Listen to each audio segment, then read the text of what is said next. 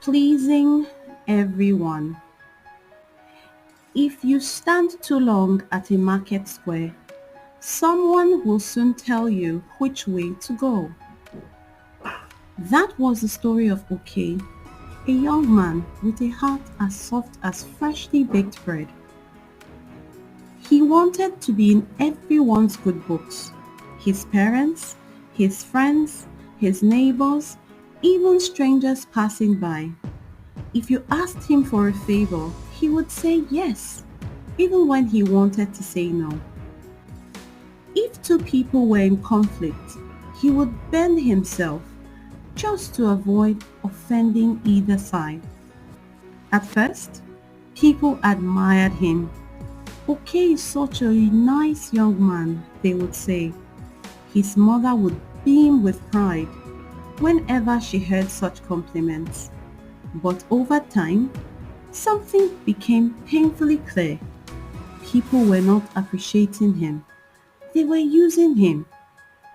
One day, his friend Emeka asked him to help with farm work. Oke had promised his father that he would run an errand that same morning. But Emeka looked at him with pleading eyes. Please, just a little help. You know I would do the same for you too. Oke felt trapped. If he said no, Emeka might think he was selfish. So he agreed, running late for his father's errand. When he finally got home, his father was furious. So, you chose your friend over your responsibilities? You cannot continue like this, okay? A man who tries to carry everybody's burden will soon be crushed under their weight, his father said. Oke apologized and promised to do better, but the circle continued. When Ada, the village tailor's daughter, invited him to her family's feast, he accepted, only to realize he had also promised his uncle to help him fix a leaking roof. When his uncle scolded him for not showing up, he felt guilty, yet he couldn't bring himself to say no to anyone. People pulled him in different directions. He felt like a leaf floating wherever the wind blew. One day, he overheard some young men talking about him. Okay, that one just wants to be liked by everyone. If you ask him properly, he will agree to anything, even when it costs him. They laughed. Oke's heart sank. So, this was how they saw him, not as a good person, but as someone who could be easily manipulated. That night, he sat outside, deep in thought. His mother joined him. Okay, I have noticed your struggles, she said. Let me tell you something the Bible says. For am I now seeking the approval of man or of God? Or am I trying to please man?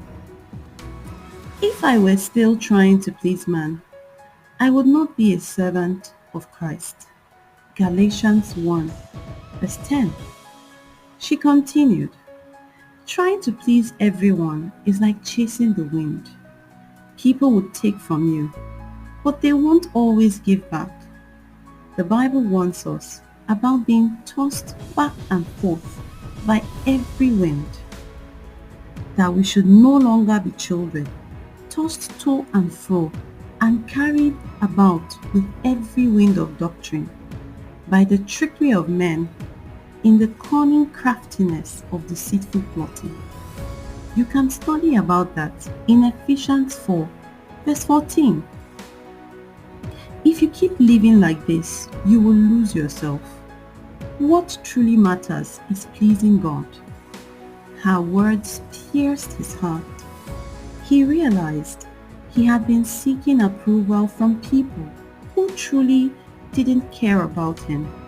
But God loved him, whether or not he pleased anyone.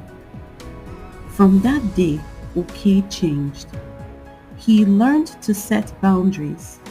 When Emeka asked him for help again, Oke calmly said, "I'm sorry, but I have my own task to handle today."